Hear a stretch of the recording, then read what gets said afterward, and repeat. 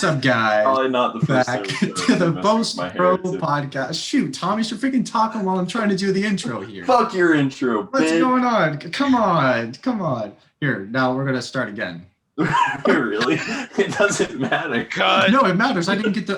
Cut. Oh my gosh, we're leaving all of this. We're leaving all this in. Yeah, What's that's up, guys? Yeah. Can I just say my what's up, guys, please? Thank you. Yeah, sure. you just did. What's up, guys? Well, you said what's up, guys. What's I up, just guys? interrupted it like literally every single time. What's up, guys? Post Pro podcast, episode 36. Yep. All right, that's it. We're done. All right. What just happened there? That was a interesting start. See, Interesting shit! start. I gotta hide the Publix logo. Fuck. You literally just said Publix. Shit. What a disaster! Oh, yeah, what a like, disaster. Leap it over it. I'll just blur you out for the entire episode. How about that? Yeah, that's probably good. Okay, cool. So it's the 36th episode of the Post Pro podcast. What a start. I guess we can hop right into it. You know, we already talked about it a little bit, but Golden Globe nominations came out, and you know, in a year that didn't really have a lot, we have some interesting nominations to like James Corden. like James Corden. Yep. Yeah. I'm gonna go ahead and Why wasn't he nominated for Cats last year? Honestly, what a shame. True. I mean, Cats was nominated for VFX, right? I mean, he was basically nominated for Cats. yeah. So we got for best motion picture, Father Mank, Nomadland, Promising Young Woman, Trial of Chicago 7, which I haven't seen all of them, but I would say that Mank and Trial of Chicago 7 shouldn't be on there, but of course they're going to be. You know, David Fincher, Yeah, I mean it's just Aaron Sorkin, known directors. yeah. Then Like, what is U.S. versus Billie Holiday? I didn't even hear about that at all. what is what? United I States definitely- versus Billie Holiday. Billie Holiday. That sounds familiar, but I actually don't know what that is either. Yeah, I don't either. Yeah, Let's see. yeah. Like, I don't know what that is. The Mauritanian. Didn't hear about that at all. I think I've actually heard of that. I've definitely been like less connected into the movie world recently. Sure. Like, say I was last year, but Yeah, well, I mean, like, or early last year. yeah, this year is just, you know, I think everyone's a little disconnected from the movie world. Yeah, that's very. The Mauritanian was like released like limited like this year, Mm. so like Yeah, nobody's okay. seen it until like a couple of weeks ago. Gotcha, I don't gotcha. even know what that is. Well, Noah just explained why. Oh yeah, I know, but still, never heard of it. Then, of course, Borat, subsequent movie film, got nominated, which is kind of funny. I hope it wins. Prom got nominated, which is just wild. What even Like- is music? I mean, look, I think I have my complaints with this category, but at least they're all like comedies or musicals. Oh, as I'm okay. saying, Yeah, which is not Hamilton. always true. like Hamilton. Hamilton's It's a gonna win it. recording of a But it's a musical. play. It's a Sure, musical. but it shouldn't get a nomination for a But Golden. at least they're all comedy. Like, do you understand what I'm saying? At least Yes, they're I all know what you're comedies or saying. I musicals. know what you're saying. Yeah, I see. But Thomas does a point, because I think the recording of the Hamilton was filmed in 2017 or something like that. Yeah. Yeah, it was. It was like one of their first runs. Yeah. Just Well, with the original Hamilton cast, so like everyone was there for it. right. Strange. It's very strange. James Okay, Corden, guys, I'm really rooting for James Corden on this James- one. I think he's gonna James pull it, guys. Golden Globe for James Corden. That's kind of crazy. What if he got nominated for Cats last year? That'd be That's what I was saying. Imagine, like, dude, man, this is his redemption arc. this Well, is Walker yeah. didn't get nominated? This is the no, it did. Oh, that's cool. But this is where Soul James Climber. Corden pops off. This is James Yeah, dude. Corden's year. This is his moment. Andy Samberg, that's pretty cool. Dev Patel. Yeah, that's pretty cool. I was so excited for. I think we That's already know awesome. what's Yeah, going to win the animated category. Yeah, It'll definitely, yeah. definitely be Soul. Over the Moon. It'll be Over the Moon. Definitely Definitely. the Cruise the New Age. Yeah, Crudes. Crudes, guys. No, it's probably Soul. I was surprised to see that the La Llorona film. The Shudder one. Oh Well, wow. no, I mean like this was the good one. Like, Yeah, Well, yeah, I know. I watched it. I watched it on Shudder. A Shudder okay. produced movie got it's kind of cool for them. Shudder is gaining traction. It's pretty crazy. Yeah, no, I definitely agree. It's pretty cool. I literally don't even know what to say about that category. Supporting actors, come on.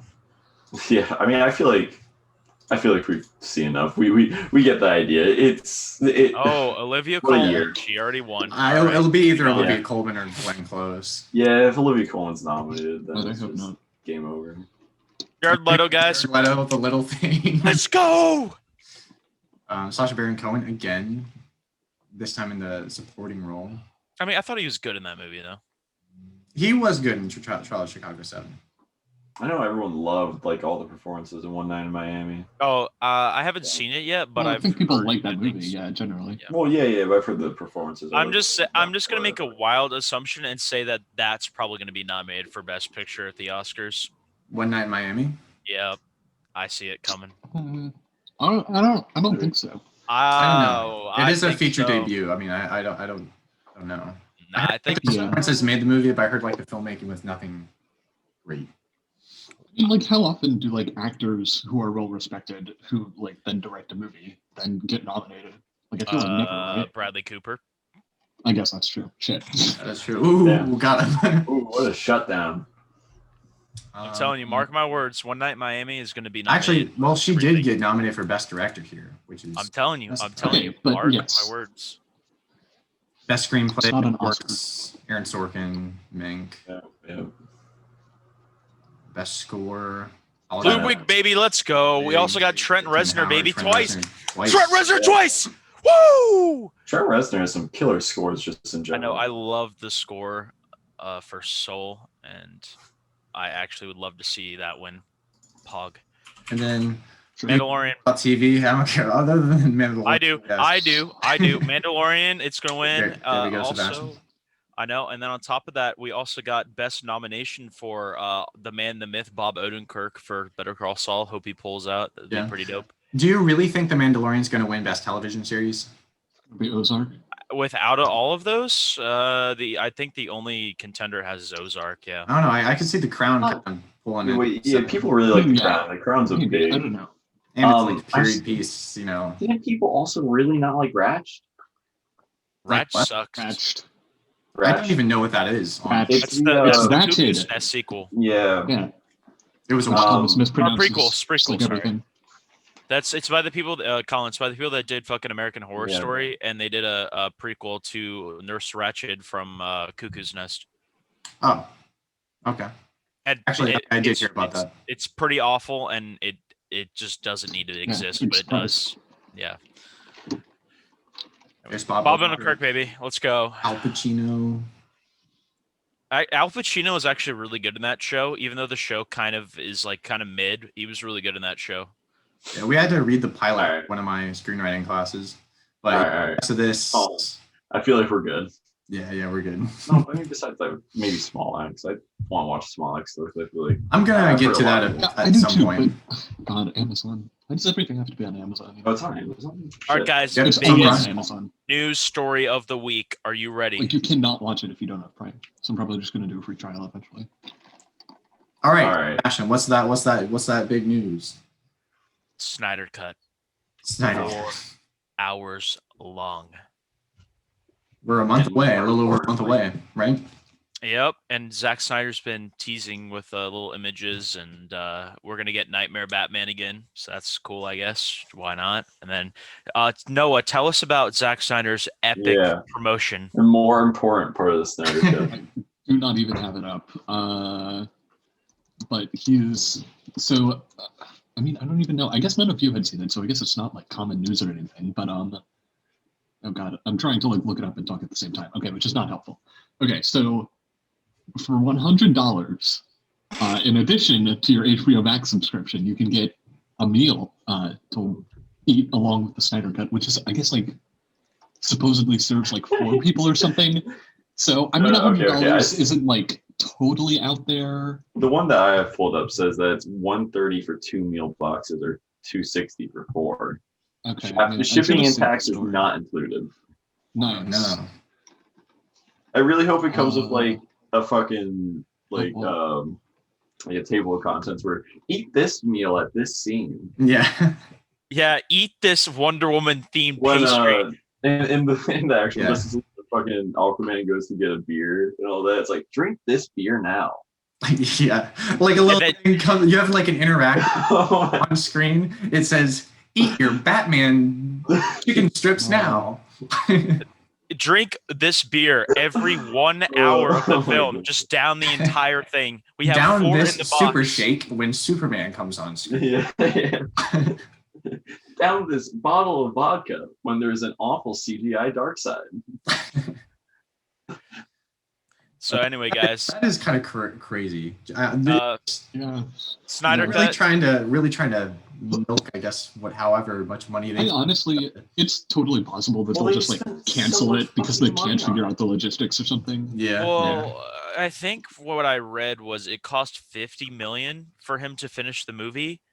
It was something like that because he has all the footage and he had to do a couple reshoots, but it also costs a fuck ton of money for him to like get all the CGI done for his scenes and stuff. Big. Yeah, so he's been working on that since it was like announced. So, I mean, regardless, he's gonna make the money back because, I mean, let's be honest, everyone on HBO Max is most likely gonna watch it anyway. So, it's gonna make its money back. Everyone. If it's 4 Well, hours, okay. I don't think everyone's Anything gonna watch hits it. Come on. streaming, I feel like makes its money I back. mean- Isn't streaming less. It's more of a like one set price to buy out the property than based Yeah, on streams, right? but I mean, it's So gonna he's make making its his money money back. back already. Yeah, It just so I depends mean, on how well HBO does for it, not how well Snyder does. I'm gonna be using my free trial just to watch it. So, So I just I I looked don't up. doubt that people will watch it. Yeah. Yeah, for sure. I looked up more details of the Snyder Meal, and there have been a couple dishes that have been released, like Ocean Trench fish and chips and the Big Belly Burger. Mm-hmm. And then they're like teasing the rest of them out over the next Yeah, yeah.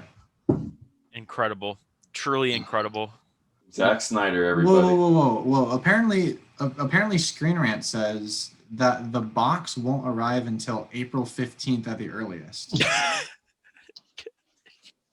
So almost a full month, right? Because it's Yeah. released on Oh my March God. 18th. So Does wait, anyone you have won't any even be other- able to eat it while you watch the movie. Does anyone have any other news, please? No, you can. I mean, you can just wait like a month. Yeah, you can wait a If it- bit, but If it Yeah, and then it's if you It's want like- the true wait. experience, you want to eat Yeah. as If you want, yeah, yeah. I mean, you could rewatch it, whatever. For Yeah. Anyway, caring way too much about the logistics of the Snyder Meal. it's still Oh my God. incredible No, we're that not hearing enough about the logistics. We're hearing all Oh. about like the broad outlines. Okay, but we have like okay, no okay. clue about the logistics. It's crazy. all I gotta say is it's still mind blowing to me that we are getting the Snyder Cut. I didn't think the memes would ever become a reality, but here we are. We're a month away from a 4-hour version of Justice League. Let's see how he improves upon the Joss Whedon version. I'm excited. I'm also so excited. I'm so fucking Oh, I'm excited. excited. I'm incredibly excited. I'm going to laugh my ass off. What happens if it's actually good? Yeah, what happens if it's you actually are surprised on this? Bro, if it is, then I watch something that I think's actually good, but I think the chances of that are so 1 in a million. Yeah, come on. I Like, don't know. I kind of like Batman versus Superman, so we'll see. I don't know. I might like it. that's fair. I might like it. What did you think of Justice League? I fucking hate Justice League, but Okay. it's I mean, we're not gonna get into it, but I mean, it's just it is what it is. I'm excited to see Zack Snyder's version. That's as simple as that. Yeah, I can't argue with that. I can't argue with you being excited for something. And then I think that includes the movie news this Yeah, week. please. Yeah. Let's move on to Alright. what we watched. I'll start it off. How about that? Cool. All right. So started off with HBO Max new release, The Little Things, which Golden Globe nominee Jared Leto, was nominated for. Oh, This movie I've already forgotten about. put it simply. There's really nothing to it. It's kind of your run of the mill detective The little things. movie. And the biggest issue with the little things are, in fact, the little things, like the scripts and the edit and, everything like that. I mean, Denzel Washington is doing his thing. He is getting a paycheck, and you can tell.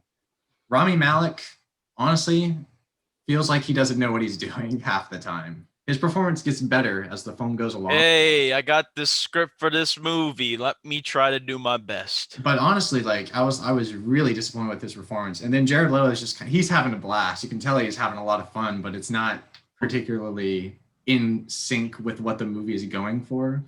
It was just Jared Leto's he's just excited to have his cult of 50 Seconds to Mars fans. He's ready to go out into the desert with him. 30 seconds.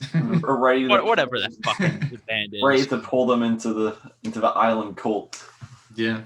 But yeah, I mean this movie just the more I thought about it after I watched, the more I kind of didn't like it. It just got worse the more you thought on it. And it honestly feels like this should have been a 2.5, or not should have, but it felt like he was going for a 2.5 hour movie that got cut like 30-45 minutes because the structure is just so jumbled. There's so much missing in terms of character motivations, and it's just chopped up really bad. So little things, kind of bad.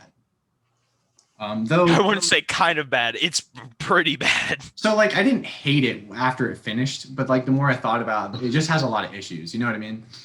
Yeah. Then we started our Fast and Furious marathon with the boys, which was, With the boys. about as 2000s films. Dude, get. holy fuck, it's a time capsule. It was honestly like I had a good time. Like it was enjoyable. Yeah, Not particularly good, but It's not good, but man, is it a movie? yeah. I mean, hey, the action sequences were pretty fun. I liked the driving.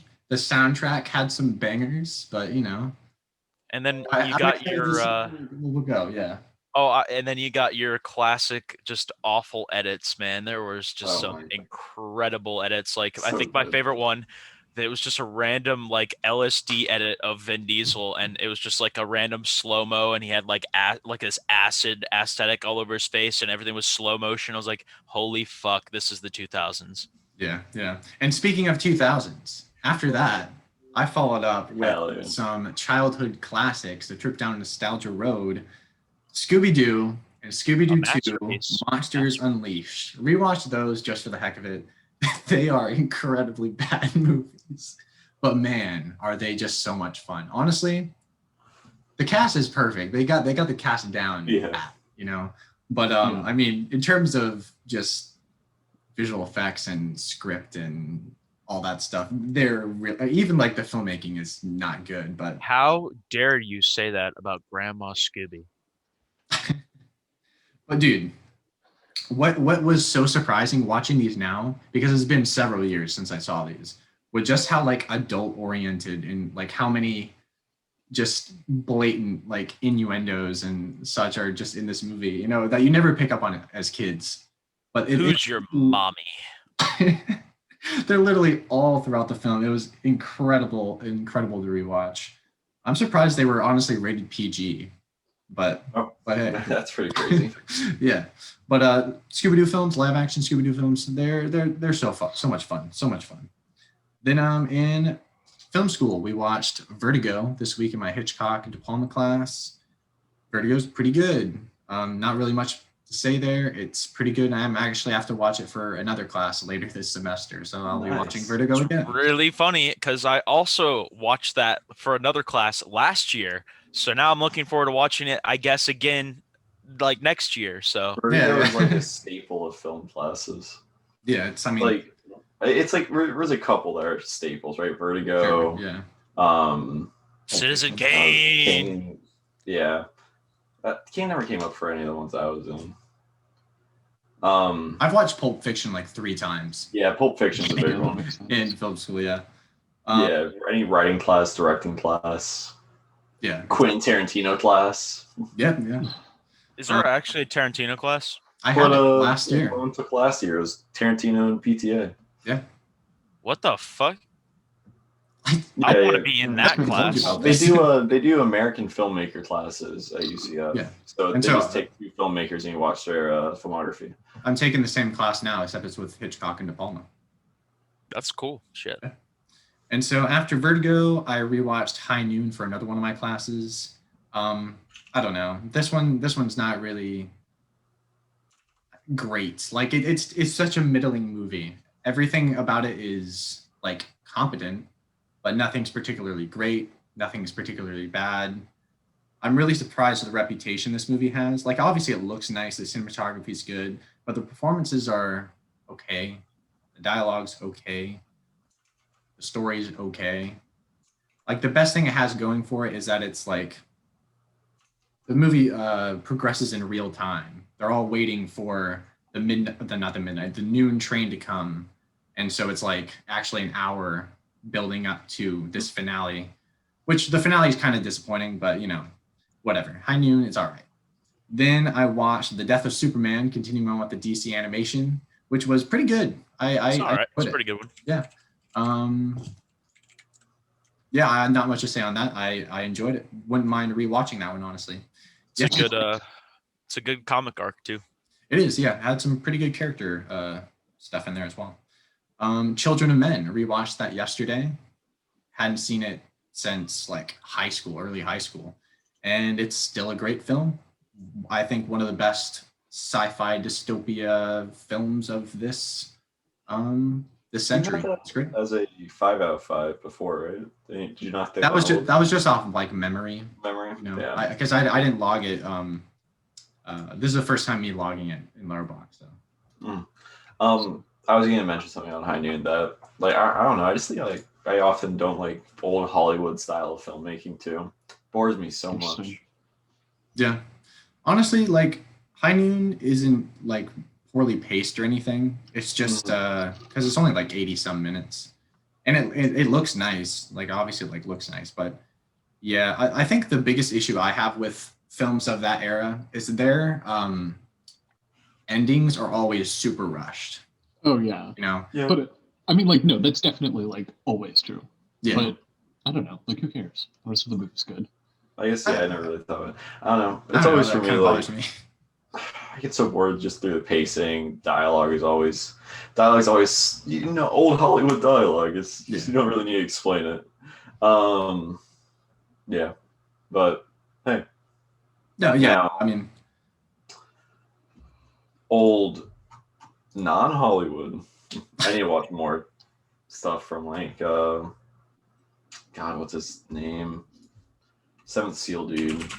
Ingmar Bergman. Bergman. Yeah, Bergman. I need to watch more Bergman. Yeah. Seventh Seal is Yeah. so good. Ingmar Bergman. There's a lot on the Criterion channel. Yeah, well, all of it's on the Hey. Criterion channel because they have All of the it, really? production. I'm pretty sure. I'm pretty sure when they released the box set, they include all Bergman. But sometimes they take stuff down. I don't know. Yeah, for sure. Cool. Oh yeah, and then after that, I watched Secrets of Oh, Nice. Definitely We'll never started get to it in a little bit. What's up, guys? Welcome to the Post Pro Podcast, episode 36. Yeah. All right. So I watched, like 3.5 things because I have sad news when it comes to the end of it. No, That's no. more than one. That is more than one thing. So yeah, Fast and Furious with the boys. That movie is so bad, but it was so fun to watch. I mean, like it really is an awful movie, but I had such a good time. I feel like if I wasn't, as I have said, with the boys, I would have hated myself for watching it. But you know, Hey good man, time. could you lower your voice? Could you lower your voice, please? There's people trying to study. Yeah, bruh. Oh my god. Yeah. All I'm saying is, in my headcanon is like a toxic thing most of the time, but in my headcanon, when they're watching a movie, Did you say they it's are. a toxic thing? Yeah, most of the time it's a toxic thing. Like, Toxic? well, yeah, like on Twitter when people are like, my headcanon is that these two people in real life got married and dated. Yeah, Yeah, that's like- definitely a toxic thing, is how I would best describe it. Okay. I don't know, I that's see. just a I see very what you're odd saying. word I choice see what to I use. see what Yeah, both it's- of you were saying. I Wait, mean, what sure. what the heck is headcanon? I've never It's even Okay. heard that. Oh, Like I saying- wish Rose and Finn. Yeah. They got married in Star Wars. Oh, it's like a okay. Twitter thing where people like It's like what they wish would yeah, happen. what they wish. Oh, so like shipping someone. Yeah, Yeah. but it's like but it's more they're like explicitly like, in my head, this is what Hmm. happens after the movie, and you can't tell me otherwise. Yeah. Gotcha. Okay. so that's what I'm saying. So like Ray and Finn fuck and have children or something like that. You know? Nice. In the Lego Star Wars special. Yeah. Yes. Yeah, exactly. Fuck. Oh man, I forgot what I was gonna say is the joke now, which sucks. Shouldn't you use the word Um, toxic then? Oh, shut the fuck up, Noah. You should interrupt me, you little fucking bitch. Whoa. I love you. Wait, fight.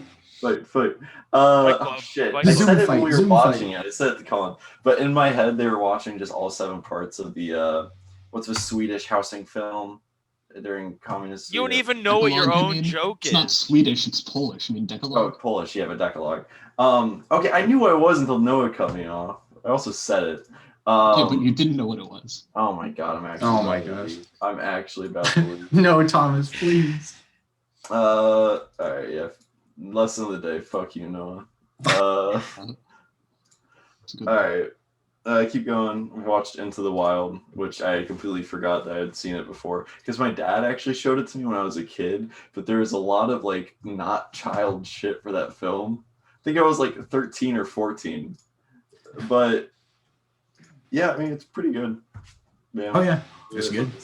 I am still not very much a fan of Kristen Stewart, but hey. I was about to say, That's if you're going to crazy, talk man. shit about Eddie Vedder, I was going to come over and I was Oh going no, to no shot. wrangle you. No shot. The original music for the film is so good, and just in general, the score, it's really solid. Thank you, Eddie Vedder. And like, I guess the other thing, what is his name? Emil The Kirsch. guy, yeah, he's really good in it. But the guy who got nominated, that's not. Yeah, Hal Holbrook. I'm surprised he got nominated. Like, I know he's like a really renowned television and stage That's what it is, actor, yeah. but yeah. People always get nominated when they're like 70 and they haven't been nominated before, you know? Yeah, this is true. And then I watched Gus Van Sant's Elephant because I was watching a video on Run, Hide, Fight, the movie that the Daily Wire picked up, which is Ben Shapiro's fucking news. Oh channel. yeah. And I was like, wow, this looks awful. I want to watch a movie about school shooting that's actually good. And Elephant is really good. Oh, it is? Yeah, I like it quite a bit. It is like the definition of a plot-driven story, though. The characters like progress none, but you don't really need I mean, them. they're also like in people you know, in school. Like, I don't necessarily expect, severe character development from people who are. I don't know, but there is quite a bit of character development in a film that Sebastian watched this week. That Sebastian Howard doesn't like very much. It's good though. I mean, it really represents school shootings well. Well, I disagree with your statement. Polytechnic is another good one that Denis Villeneuve did. Polytechnic. Yeah, Who directed it? Denis Villeneuve. Oh, damn. Oh, he's cool. Damn. Yeah, it sounds pretty fucking good. I'll add that to my watch list. Yeah, but I mean, it's good. It's really short. Recommended if you just want to watch something. And Something school shooting related. yeah, it's something really nice, casual. Sit down, date night, pull out the bottle of wine. Or you could watch Vox Lux with your girlfriend and enjoy that opening scene. Heck yeah. Yeah.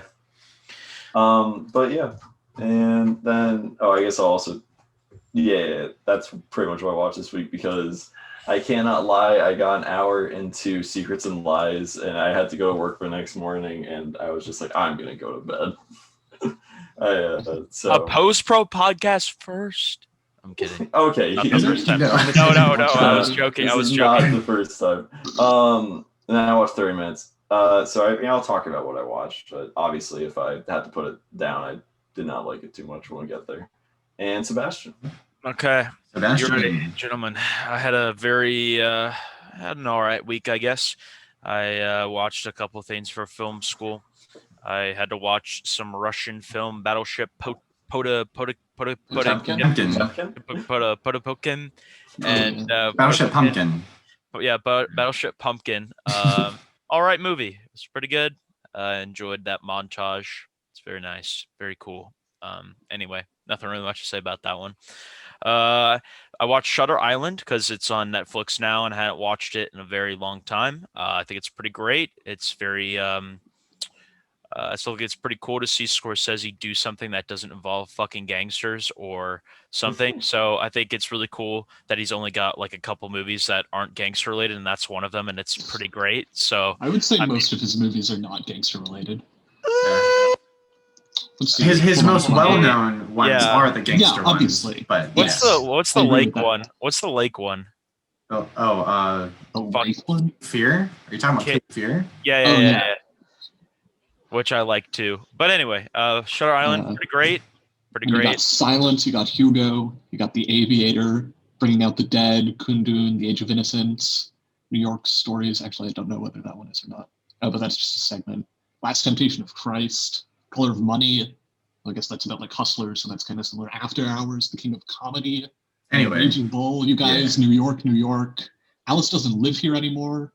Boxcar Bertha. Yeah, we got knocking at my door. Sorry. Yeah, we got I it. don't realize what we were talking. I was reading the most popular review for Elephant, which is a half-star review where this guy just goes off on the movie. Is it Mike D? It's Mike D, isn't it?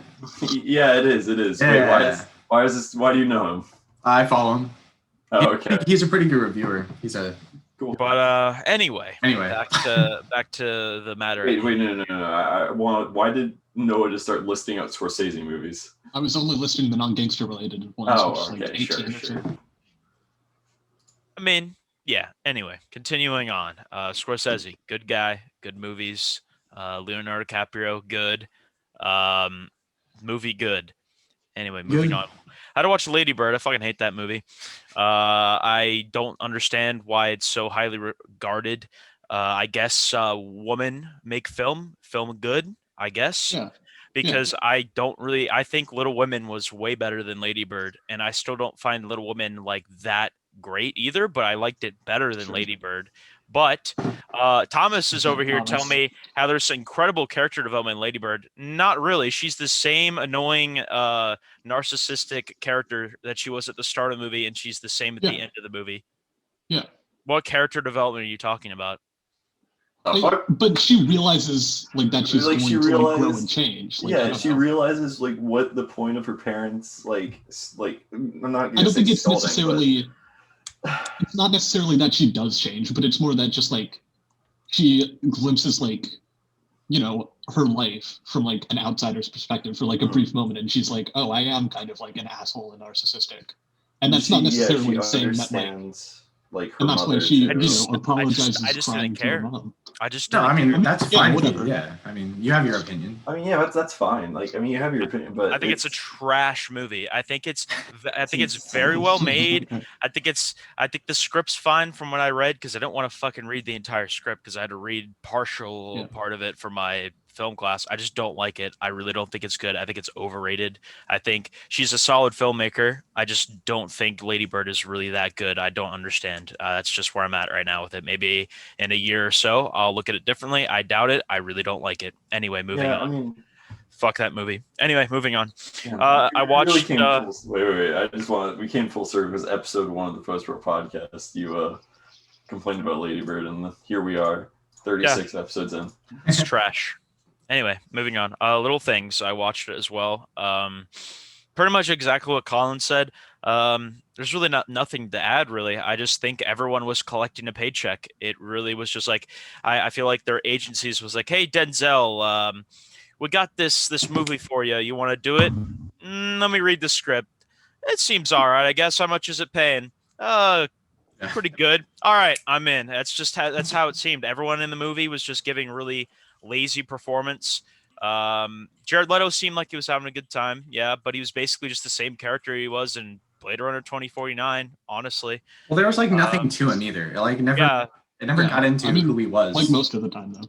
Yeah. So does he ever have any characterization? I don't think so. Even in American Psycho, he's just there and he just gets killed. Yeah. So anyway, Little Things. Yeah, it's pretty bad. Very awful way to start the year. It looks like Denzel got $20 million salary. I think this is for multiple films for HBO Max, so not just for Little Things. But anyway, that's pretty good. Chunk of money.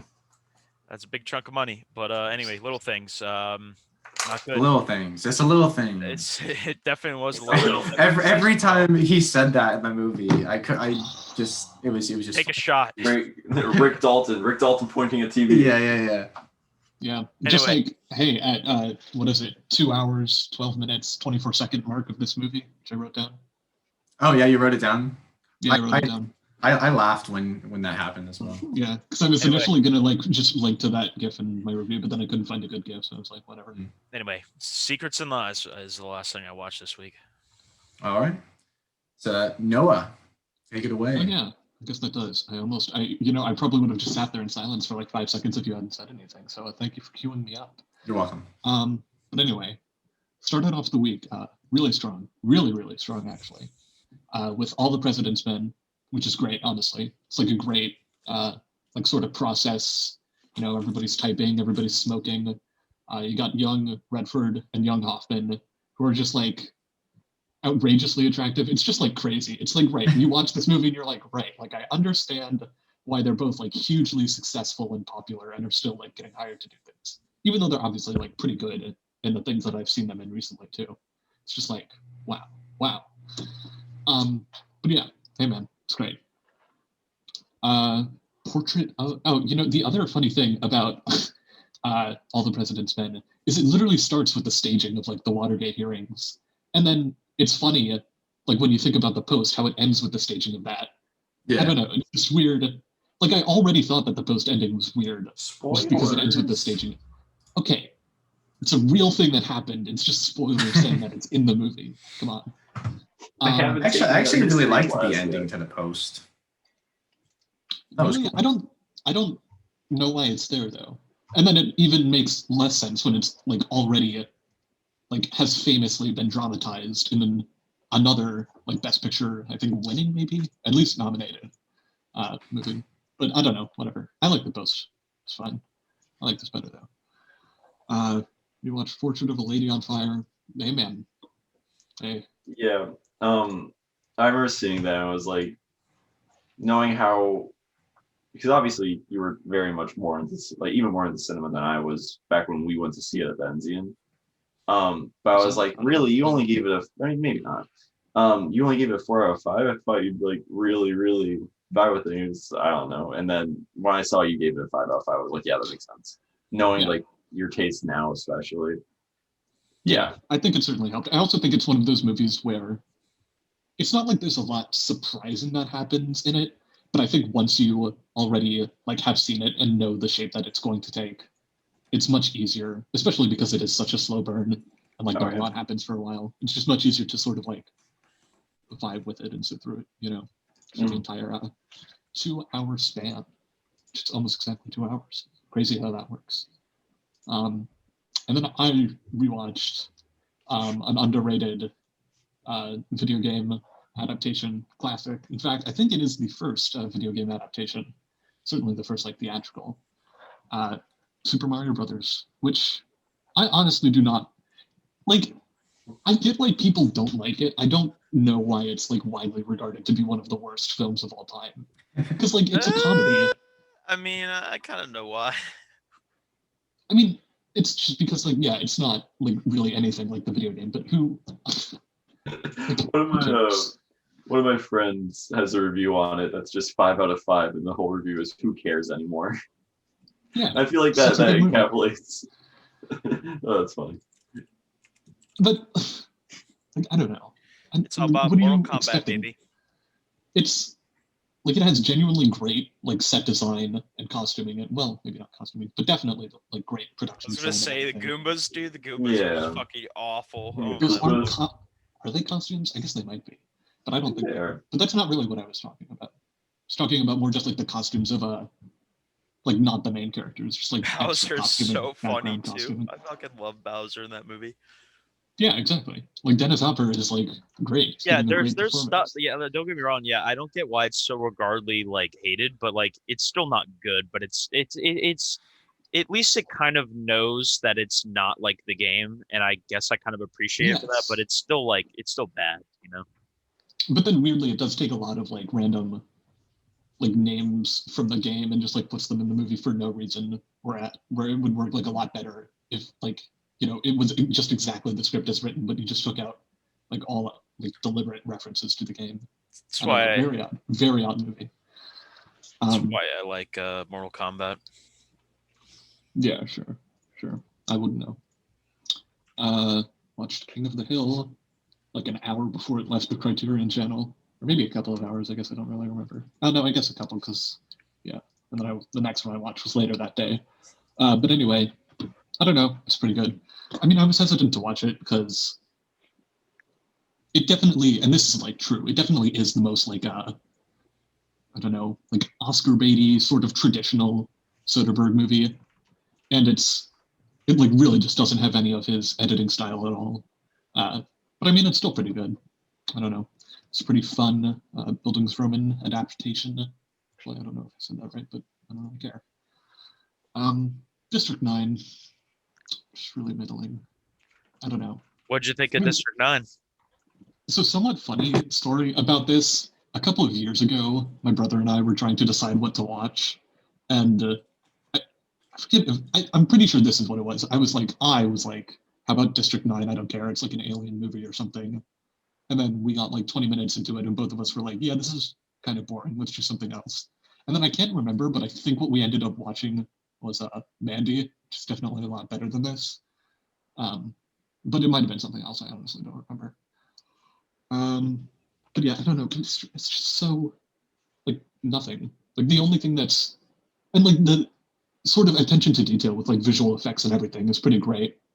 And I guess the performances are good, but I don't know. It's just like nothing on like a script/character level. So I don't really know. It's like a thing that we've both seen before, and that just like doesn't really have anything interesting to say about apartheid or racism or really anything. But I mean, it looks good, so who cares? I really did like District 9 though. I mean, me and Yeah, Collin so do talked I. about I it. think it's great. Yeah. I haven't seen it. Yeah, well, Crocodile Dundee in Los Angeles, which is Now, definitely this is better what than I the was second looking one. forward to.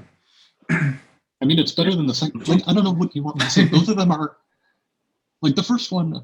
I can't remember how much I actually talked about that, but that's definitely the most interesting one, and it also happens to be the best one. And then both the second and the third are, I guess, like just trying to recreate. Because also the first one was like nominated for an Oscar, so Really? I think so. Definitely at least like a Golden Globe for screenplay, and I think also an Oscar, but I might be wrong about that. Wow. But anyway, and then both the second, and I think the first one is like pretty bad, especially from the screenplay level. Like, that's just far. But yeah, I mean the second and third are much worse. So what makes the I third can one at better least, than the like, second?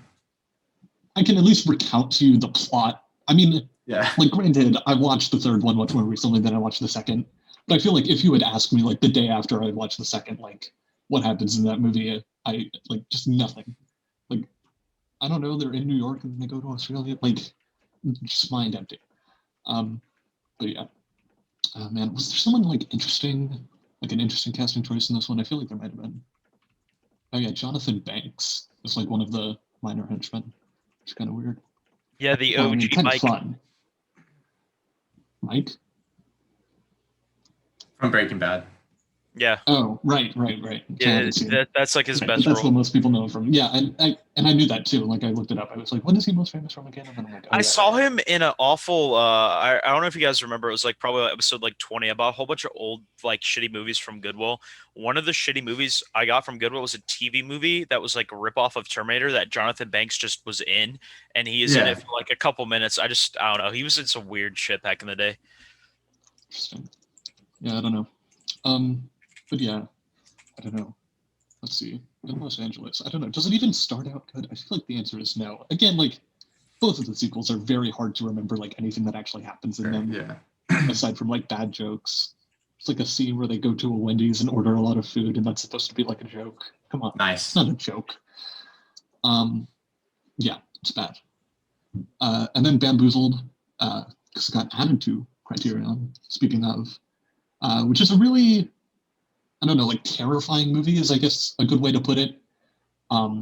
It's one of those movies that like used like very early digital, like Miami Vice and Inland Empire, where like everything looks like really grainy and like poorly lit, but intentionally, obviously. Except for the scenes of the minstrel show, which are shot in film and are much brighter. And I don't know, I think it's just very effective in terms of like, man, these people's lives kind of suck. And like, wait, do you guys even know like what Bamboozles is about? Yeah, I noticed. Okay, yeah. Because it's about like a minstrel show. Like that the is producers in a way, right? Yeah, basically. Like, yeah. I mean, it's a little different, I guess, but whatever. Sure. Yeah. Like it's not a money laundering scheme as much as he just kind of wants to fail. Right. What was I going to say? Oh, yeah, I don't know, but it's like very interesting to like just watch like a bunch of digital scenes, and you're like, man, this is kind of not exactly boring, but like you're not exactly drawn in, especially in the same way that you are to the minstrel show scenes. But hey, man, that's life, But yeah, it's appropriately terrifying. And like the last shot, it's just like, God. Anyway, Bringing Up Baby is a great movie, which, I mean, I guess we were kind of basically talking about like old Hollywood styles and everything. I don't know. Yeah, it's one of those comedies that just kind of like has an abrupt ending and everything, where everything gets wrapped up. Maybe a little too nicely. But again, like, I don't know. Who cares? It's just so fun to watch fun things happen. And hey, Cary Grant and Katharine Hepburn, right? Oh my God, Yeah. it's not Katharine Hepburn. No, it is Katharine Hepburn. Okay, thank God. I mean, they both have their own like very distinct, personalities, like in movies in general. Like before Bringing Up Baby and everything, and also in Bringing Up Baby specifically. I mean, because they always do like sort of the same thing. The same way that Tom Cruise always does like the same thing. You know what I mean? Tom Cruise, the Okay. legend, I going to guess Collin is space. the only one who knows what I mean. No, I know what you mean. Oh, okay. Well, because I asked sure like 3 times, Collin was the only one. Okay, who did okay. anything. No, we get I it. responded too. I said Tom Cruise. Well, I don't know. I just don't want to like. No, feel keep like I'm going, talking to myself. goddammit. I am going. Do you not Post-pro understand what I'm fight. talking? Post-pro fight. This happens like twice every podcast. No. Okay. And then Whisper of the Heart, which is a great Ghibli movie. I don't know. Kind of ruined me for the day. So it's like, oh boy.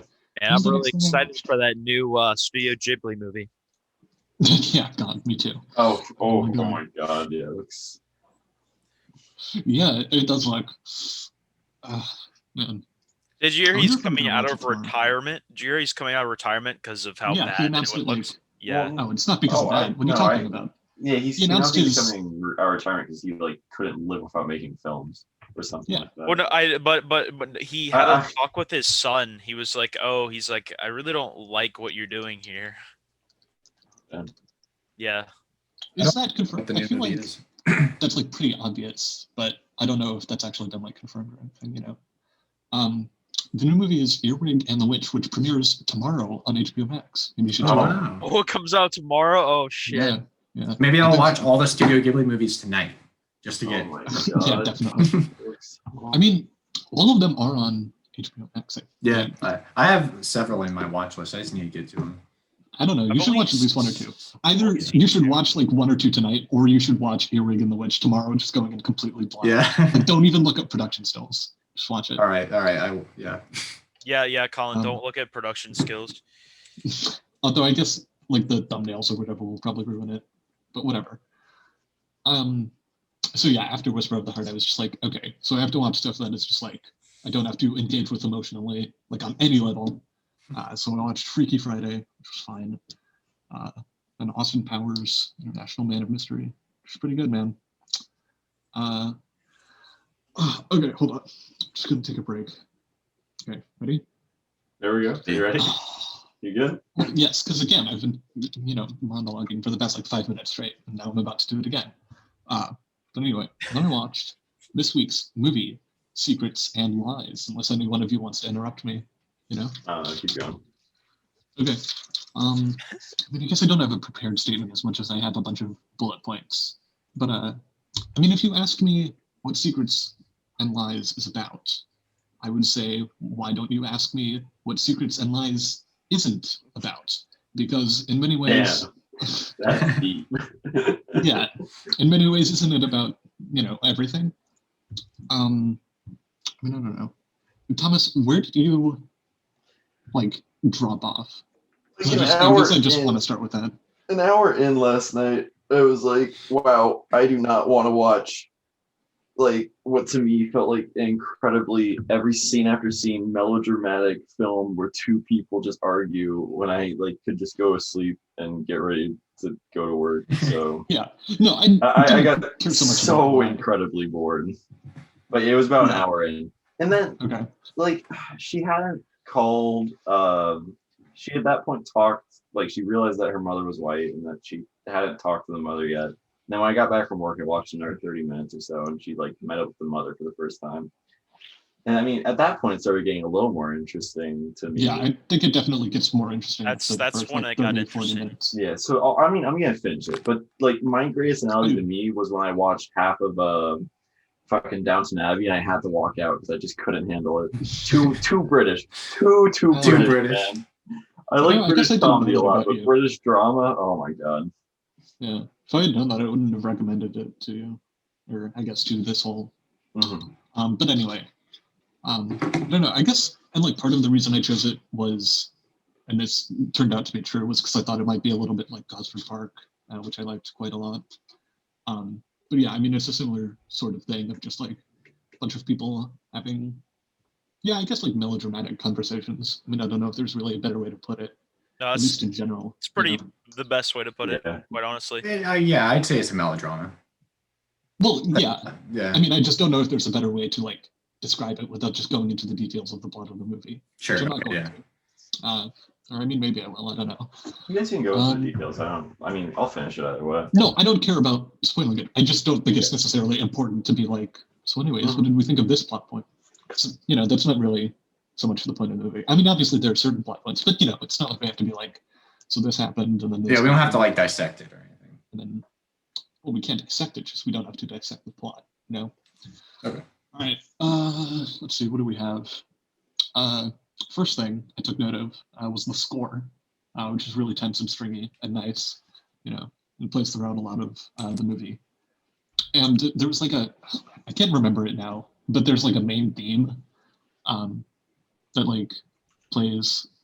Okay, well, whatever. I don't know, but I liked it. I liked the score. Yeah, I thought the score was good, and I thought it was effective in capturing the drama, and it also was pretty tense, like you say.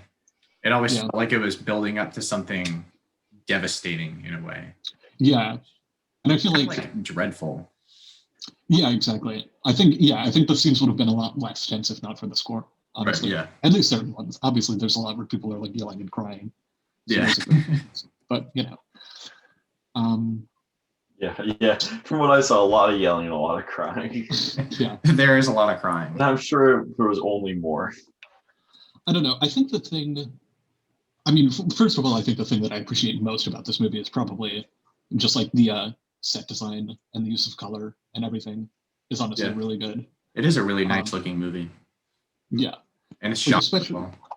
Yeah, most of the I guess flats. It's kind of unclear where exactly all of them are living, but I guess just most of the interiors are set up pretty nicely, and then also the photo studio or whatever also looks pretty good. Those little bits, those little bits in the photo studio where he was always taking pictures of people. They brought a nice they brought a nice levity to the film that I needed. Nothing it was trying for humor, but it was just nice to see. Oh yeah, I guess that's true. I don't know. I honestly thought those scenes were kind of a weird fluctuation between humor and sort of melodrama, whereas a lot of them, it's sort of you can see Timothy Spall sort of instructing the couples what to do or whatever, and then the couples are kind of fighting among themselves. Yeah. But then they come to and then he takes a picture, and then supposedly that picture turns out well, although I guess we never really see that picture. But I mean, supposedly. And I thought that was kind of a nice thing. Yeah, and I think it kind of. I'm sorry. Go ahead. Sort of just juxtaposing the inner conflict versus the final result, which is a happy family, which is I think what this movie is all about, basically. Yeah, and I think it spoke to his character as well, as he's kind of like the middleman. Yeah. That's true. Yeah. So yeah, and I think another thing that I appreciated, just about like the general plot structure, is it starts with what's her name, Hortense, and you kind of like, oh, this is kind of going to be like a journey of personal discovery for her, and then it kind of turns out to be the opposite of that, where she's more, in the end, she's more of an audience surrogate into this like crazy dysfunctional family, Yeah. and how each member's sort of vices and flaws, but also like strengths, are sort of revealed throughout the course of the movie, especially like in relation to her, but also in relation to each other. Yeah. Yeah. No, Yeah. that was a You good. think so, Thomas? That was a good. Yeah, I agree. Great.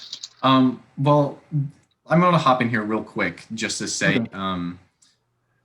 As much as I liked where the plot led and where the characters led, because I think the finale was actually like really good, and I very much appreciated the final scene that added a little bit of culture, and it was just like a nice ending, a sweet ending. However, I felt like there was some stuff missing from characters. I think plot wise could have helped understand like the context of the relationships a bit better, like maybe a few scenes with Hortense's adoptive family, because we only really see her in her mother's house like that one time, and then the funeral at the beginning. And other than that, we don't really get not saying we necessarily need them to come into it, but maybe a perspective from them. Sure. I see what you mean, but I think my main problem with this movie, first of all, is that it's a little bit too long. Yeah. And other than that, I don't really have that many flaws, honestly. So I'm just going to get that out of the way. But honestly, I kind of liked, and this is like more general too, not just with Hortense's character, but like there's a lot of stuff where it's like you learn more about the backstory just by like the ways people are interacting with each other, and not necessarily because of anything they say, but more because they're all like sort of talking around what they mean. Especially in the first scene where Hortense goes to the whatever adoption agency, I don't really know what to call it. Yeah. But she has like a pretty long drawn out conversation with the service person there. I don't know. Yeah, agent, I guess. And it takes you like a while to figure out what they're talking about, and like the term like adoptive parents only comes into the conversation at like pretty much the end. There's like a bunch of questions about like, well, how do your parents feel about this? When did they tell you? Stuff like that, without like actually saying like what's going on. And I think that more generally that's true of like individual characters as well. Yeah, I definitely agree that like through the actors' performances, you definitely get a lot of nuance and emotion from them that speaks to how these characters relate to one another and all. However, that being said, like particularly the relationship between Maurice and Monica, like there's that one scene where she is like full mood swing mode and like freaking out on him, and that happens like once, and so you get that there's like a sense of trouble within their marriage, but it's kind of like never really, I guess, explored more later on. Sure, I get never explored, but I think, I mean, it's not, I don't know, I feel like the trouble is literally just like that, right? It's just like that the two of them don't always get along, and it's not like there's any like deeper reason for that. Well, I mean, I guess there kind of is. That comes later on. Yeah, I guess I mean it's not like a huge thing or anything, but I think I just wanted a bit more, maybe like a couple other scenes that went into those specific details. But in general, honestly, definitely get the gist of what everyone it like is and how. Yeah. Secrets and lies. Secrets and lies. This podcast should be titled "My Dinner with Noah" because it's just a conversation between Noah and Collin for the final. Yeah, me and Thomas are just sitting here. I'm just like, well. I mean, if you don't want to talk about it, then let's not talk about it. I mean, there's obvious reasons. I said everything I can say about it. Okay. Well, did you think Brenda Blethyn was any good? Because I think Brenda Blethyn gives one of the best performances I've ever seen. Fine. I actually have. I want to speak on her performance a little bit, but we're about out of time. Yeah. We should. Let's just restart real quick. So Noah had mentioned the performances, and I thought all the performances were like really good. I also agree. Yeah. Timothy Spall was, I think, my personal favorite of all the performances, but everyone, I mean, amazing stuff. Where it gets a little fuzzy for me, and this kind of like stems into my biggest issue of the movie. Like at first half hour, I was into it. It started to feel a little melodramatic, like a little too melodramatic for me. Yeah, I mean, I get And yeah, I mean, not a huge issue or anything at all, but Brenda Blethyn's performance is great. I mean, like she probably has like the most emotional weight to carry throughout the entire film. It's just her character began to slowly grate on me the more the movie went on, and I know it's like her character is obviously like I felt for her character the entire time. I felt her pain. You know, there's a lot of empathy there for all the characters. It's just like I don't know. After a while, all the sweethearts and darlings really begin to get on my nerves, and maybe it's her voice too that was kind of driving me a little crazy. But like, especially near the end, I was just like every time she would come on screen, I'd kind of just roll my eyes like, okay, here come the waterworks again, and it kind of took me out of the movie, not in like a huge like oh my god, I can't stand this sort of way, but I was just like, okay, I guess it leaned a bit too far into melodrama for my own personal taste, and so it did kind of disconnect me a bit. However, that being said, the finale kind of sucked me back in, and I thought that like the finale was really good. The finale was pretty much the reason I gave this movie a 3. I really did like the ending to the movie. Yeah, guys. Finale was Oh. really good. But yeah, I think it just leaned a bit far into melodrama for my personal taste. Her performance, while mine too. Just her character was it got a little not annoying, but it kind of tested my patience there in the end. And like Noah mentioned earlier, it is I think too long. There, like one scene that stuck out to me was the scene where Stewart comes in. I was like, why what is the point of this? I honestly disagree. I think that was one of the scenes that you kind of need. Like that was one of the most interesting scenes. Well, maybe you don't need it per se, but I don't know. Like I found that scene really interesting, and I don't know. There's just like a lot of. It's like a nice break to the rhythm, I think, to have like a character come in and just be like, "Hey, I'm weird and I'm from your past." That's fair. Yeah. I guess I just felt like, in a general sense, it wasn't necessary to the grand scheme of where the story was going. But yeah, I see what you definitely, I can definitely see how it tells with certain characters and all that. Overall, like I thought for a 2.5 hour melodrama, it wasn't poorly paced. It was for sure. good most of the time. It just, I think that my gradual annoyance of Cynthia's character kind of made it feel a bit ag at times. I honestly might have been on the, or like I think I was basically on the same page with you, like before,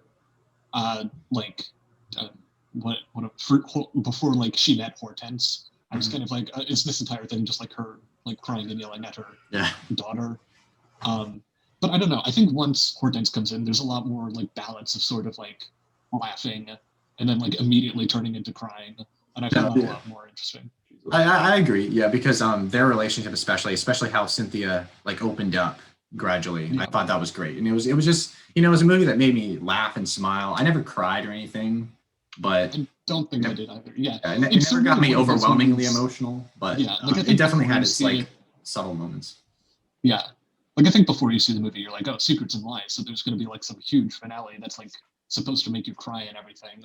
And I think once you watch it, I mean, I think certainly like Brenda Blethyn's character sort of like having a breakdown like well before the finale certainly helps you in like, not necessarily expecting like a huge emotionally tense. I mean, like the finale is emotionally tense. I don't know. It just, I guess, doesn't really come out of nowhere or like present a significant shift in like emotions or anything. Sure, yeah. I mean, well, like reading lots of reviews, apparently like this hit a lot of people hard. I had lots of reviews saying like they were dying, crying by the end and stuff. Yeah. I don't know. It hit me pretty, but like I wasn't like necessarily like emotionally devastated or anything. Sure. But I think it's certainly very effective. I don't know. No, yeah, I thought it was like subtly effective. Yeah. Otherwise, I don't have much else to say about it. Yeah, I'm looking. I don't think. We have a few other like minor notes, but yeah, I mean that was basically it. Yeah. So yeah. Yeah, so I guess we can hop around the score. I thought it was good. Obviously, like the filmmaking is really good. It has a simple style. It looks nice. Performances are great. It just wasn't really my thing. A little bit too much on the melodrama, a little too long. Pacing was not bad, but could have been a little better. And I think really like Cynthia's character just kind of not ruined it for me, but it did take me out in certain moments. But not a bad movie at all. I'd give it a cool 6 out of 10. Sebastian disappeared. All right, obviously an easy 10 out of 10 for me. I mean, if you've heard everything I was saying, so much better than anything I've ever watched. I mean, like Synecdoche, New York is here, and like Secrets and Lies. No, I'm obviously not going to rate it. Yeah, that's my fair. rating. Right, well, you can't revoke your rating, so we're including that as a 10. Oh shit! And I would give it an 8 out of 10. Okay. I would give it but I didn't love it. 6. 6.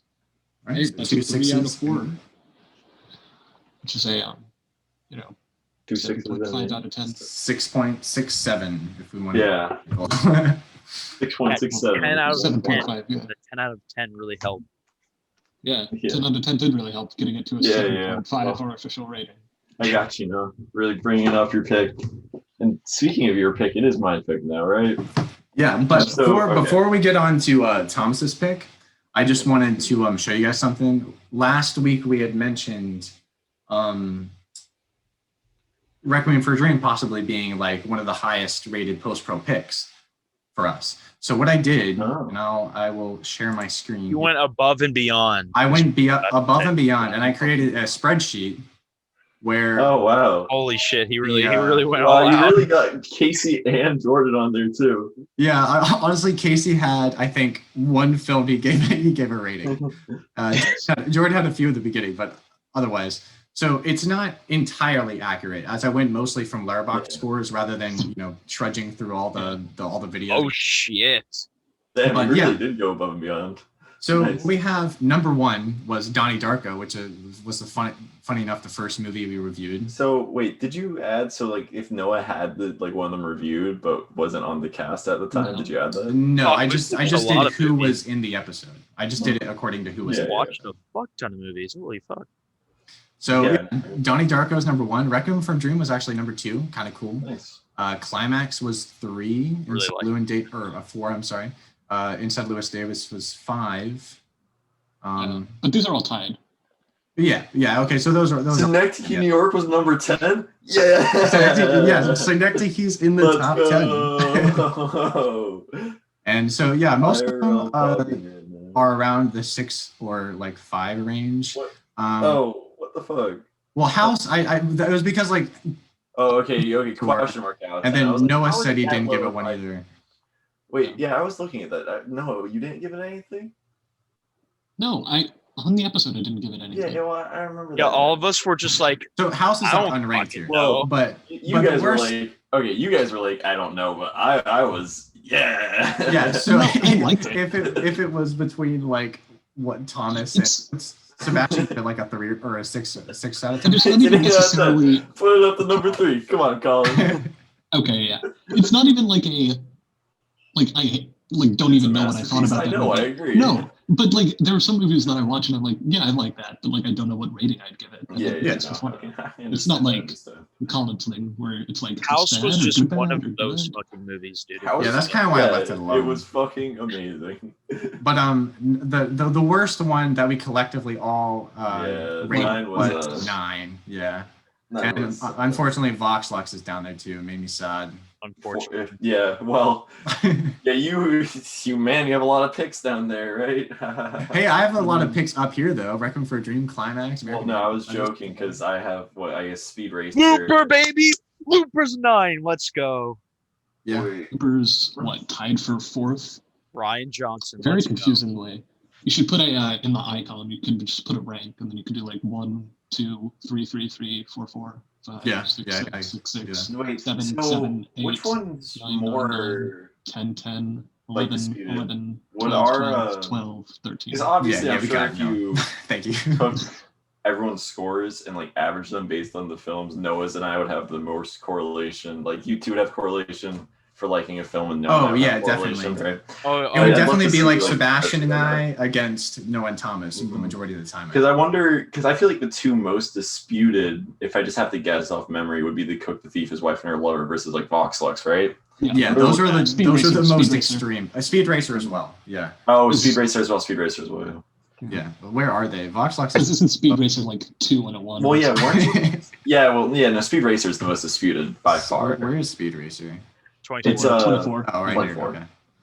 And what Vox Lux was 7, 9, 1, 2. So I mean, well, it's not even by far. It's pretty close on Speed Racer. And then It's literally the inverse of Sebastian used Speed Racer's score versus Noah and I's. It's so funny. yeah. If one of you guys gave it a 10 and one of you guys gave it a 9 too. It's close. So I just I was like, it got me thinking. I was like, I kind of want to figure this out. What are the top ones? What are the Donnie worst Yeah, Darko. ones? this is fun. Donnie Darko. Yeah.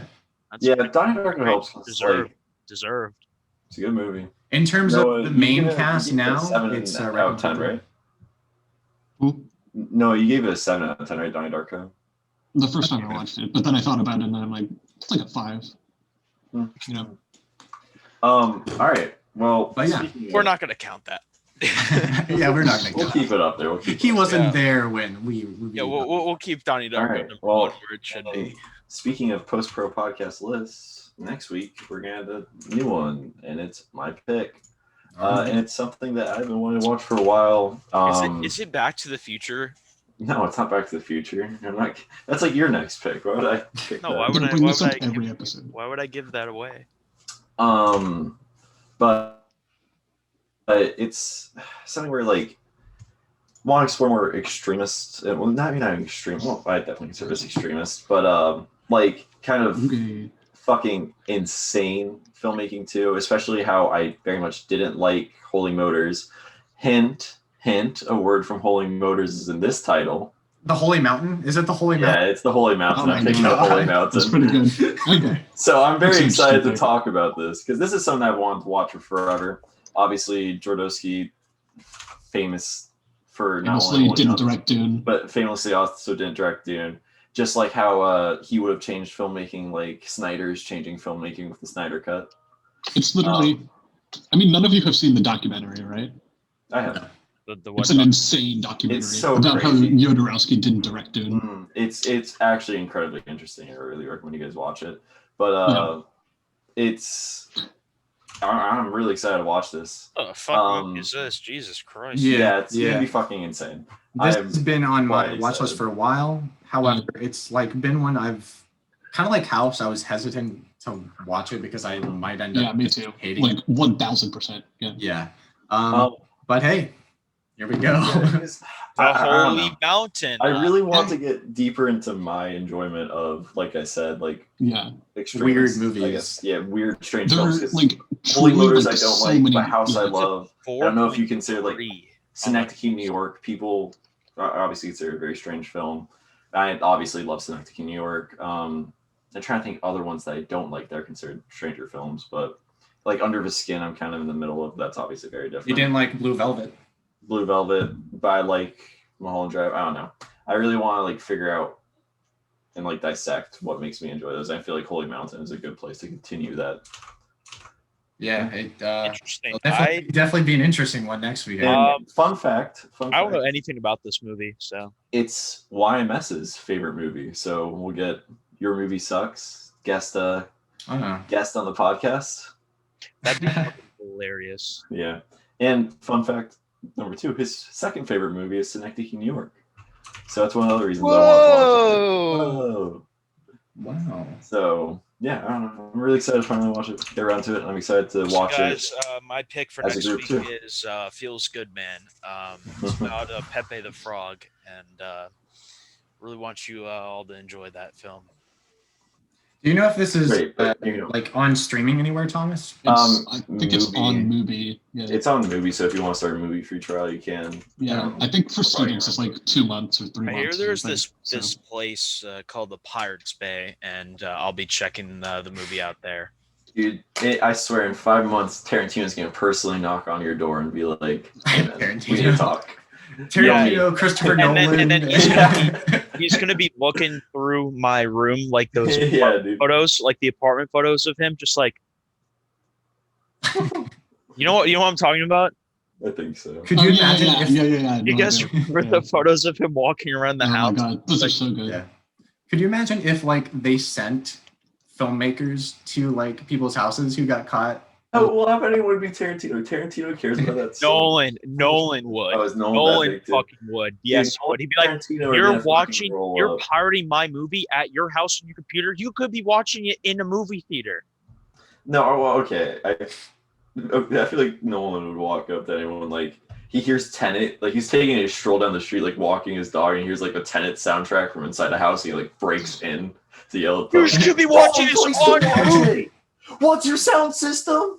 You know it's still in theaters. You know it's still in theaters. Go watch it now. That'd be a fun PSA. Oh, yeah.